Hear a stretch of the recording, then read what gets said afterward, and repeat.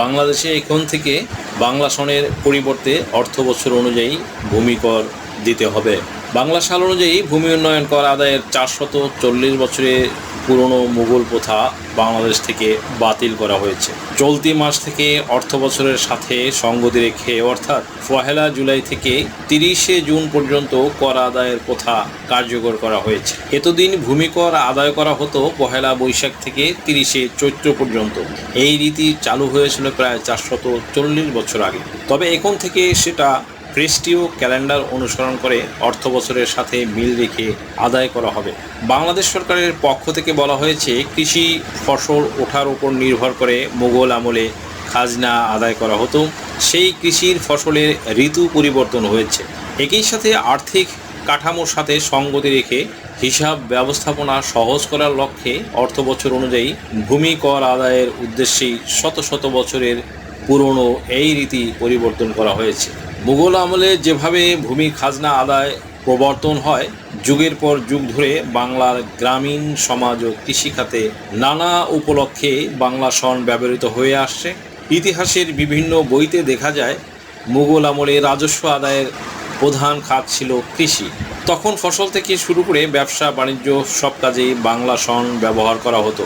মুঘল সম্রাট আকবরের দরবারের ঐতিহাসিক আবুল ফজল তার শাসনকালে ইতিহাস নিয়ে 3 খণ্ডে লিখেছিলেন আকবরনামা। এর তৃতীয় খণ্ড আইনি আকবরী। এতে সম্রাট আকবরের সরকার ব্যবস্থা, বহুবিধ প্রশাসনিক বিভাগ, যুদ্ধ বিজয় এবং বংশের উত্থান পতন সহ সব কিছুই লেখা হয়েছে। ইতিহাস অনুযায়ী সম্রাট আকবর 1556 খ্রিস্টাব্দে মুঘল সিংহাসনে আরোহণ করেন। তখন হিজরি সন ছিল 963 এবং বাংলা সনও ছিল 963 বঙ্গাব্দ। এই আইনি আকবরী বইয়ে আবুল ফজল বাংলায় ইতিহাস ও ভৌগোলিক বর্ণনায় লিখেছেন। একই সাথে 19টি ভাগে বিভক্ত বাংলার কৃষি ও শিল্প উৎপাদন সহ কর আরোপের বিস্তারিত বিবরণ লিখেছেন।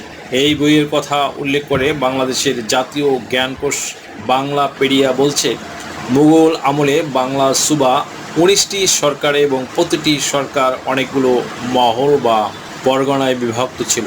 সে সময় মোট করের পরিমাণ 1 কোটি টাকারও বেশি ছিল।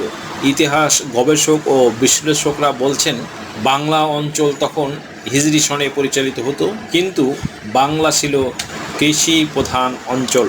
ফলে খাজনা দেওয়া সহ নানা কাজে বছরের শুরুটা হিসাব করতে সমস্যা হতো।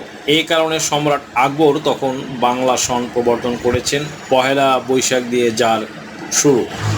বাংলা সন নিয়ে গবেষণা করা কুমিল্লা বিশ্ববিদ্যালয়ের প্রত্নতত্ত্ব বিভাগের শিক্ষক শারমিন রেজওয়ানা জানান, সম্রাট আকবর বঙ্গাব্দ যে সন চালু করেছিলেন সেটি কৃষকদের কর দেওয়ার সাথে সম্পর্কিত।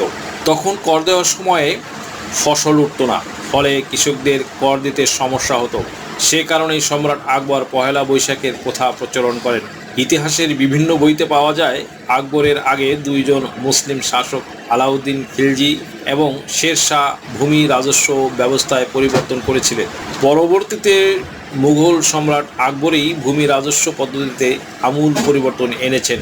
সামগ্রিক রাজস্ব ব্যবস্থাকে সাজাতে 1582 খ্রিস্টাব্দে রাজা টোডরমলকে দেওয়ান পদে নিয়োজিত দেন তিনি।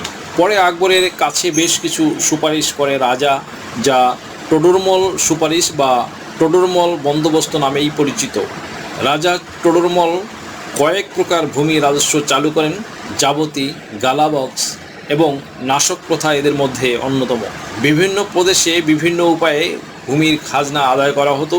আলিগড় মুসলিম বিশ্ববিদ্যালয়ের শিক্ষক ইরফান হাবিব তার মুঘল ভারতের কৃষি ব্যবস্থা নামক বইটিতে সে সময়কার কৃষিসহ রাজস্বের বিষয়ে বিস্তারিত লিখেছেন। এই বইয়ে তিনি লিখেছেন, যাবৎ পদ্ধতিতে শুধু আবাদি জমির পরিমাণ করে পূর্ব নির্ধারিত তালিকা অনুযায়ী রাজস্ব নির্ধারণ করা হবে। এই পদ্ধতিতে প্রতিবার ফসল তোলার সময় এলাকা জরিপ করতে হয়। এই পদ্ধতিতে আবাদি জমির একাংশকে, ফসল না হলে রাজস্বের একাংশ বাদ যেত। এই পদ্ধতিতে আবার কৃষি জমিকে আবাদি অনাবাদির ভিত্তিতে 4 ভাগে ভাগ করা হয়। যাবতীয় ব্যবস্থার জন্যই রাজা টোডরমল রাজস্ব ব্যবস্থায় ইতিহাসের বিখ্যাত হয়ে আছেন। এই ব্যবস্থায় নগদ অর্থে রাজস্ব দেওয়া যেত। জমির উৎপাদনের হার বাড়লে রাজস্বও বাড়ত। এই ব্যবস্থায় জমিকে সরেশ, মাঝারি, নিরেশ এই 3 ভাগে ভাগ করে প্রতি বিভাগের 10 বছরের মোট উৎপাদনের গড় করে সেই গড় উৎপাদনের 3 ভাগের 1 ভাগ ছিল সরকারি ভূমি রাজস্ব। এই পদ্ধতির আরও পরিণত রূপ ছিল নাশক ব্যবস্থা। কারণ যাবত ব্যবস্থার প্রতি বছর জমি জরিপ জটিলতার সৃষ্টি হতো। এই সমস্যার সমাধান করা হয় নাশক রাজস্ব ব্যবস্থায়। বাংলাপিডিয়ার তথ্য অনুযায়ী মুঘল শাসকরা রাজস্ব আদায়ের জন্য জমিদার ও তালুকদার নিয়োগ করতেন। মুঘল বাংলায় 1584 খ্রিস্টাব্দ থেকে প্রথম বাংলা সন গণনা হয়। তবে আনুষ্ঠানিকভাবে খাজনা আদায়ের জন্য পূর্বের তারিখ দেখে এই গণনা কার্যকর হয়েছিল। 1556 সাল থেকে এটা শুরু হয়েছিল। যেভাবে ভূমি কর পরিশোধ করতে হয়। সুপ্রিয় দর্শক মণ্ডলী, ভূমি উন্নয়ন কর হাল সনের হিসাব অনুযায়ী পরিশোধ করতে হয় বলে ভূমি মন্ত্রণালয়ের ওয়েবসাইটে বলা হয়েছে। অর্থাৎ প্রতি বছরের ভূমি উন্নয়ন কর ওই বছরের 30 জুনের মধ্যে জরিমানা ছাড়া আদায় করা যাবে। কৃষিকাজের উপর নির্ভরশীল ব্যক্তি বা পরিবার ভিত্তিক কৃষি জমির মোট পরিমাণ 8.25 একর বা 25 বিঘা পর্যন্ত হলে ভূমি উন্নয়ন কর দিতে হবে না।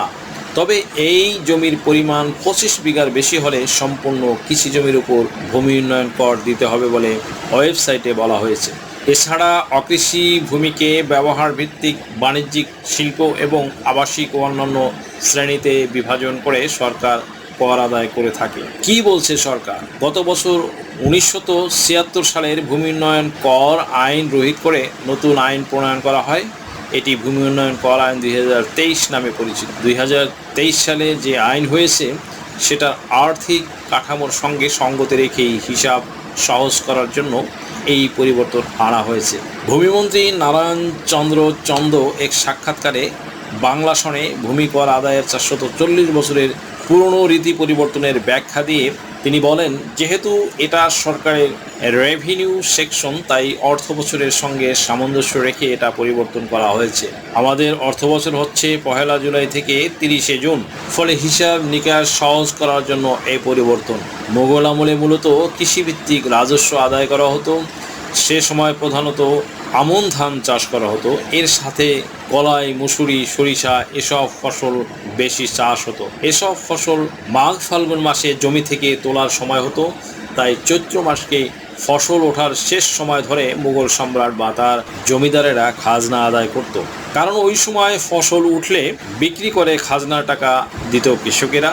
ফলে কেন এই পরিবর্তন আনা হয়েছে সেই যুক্তি তুলে ধরে মিস্টার চন্দ্র বলছেন, মুঘল আমলের মতো কৃষির ফসলের ফলনের সময় এখন নেই, তা পরিবর্তন হয়েছে। এখন আমাদের দেশে প্রধান হয়ে গেছে গ্রীষ্মকালীন ধান।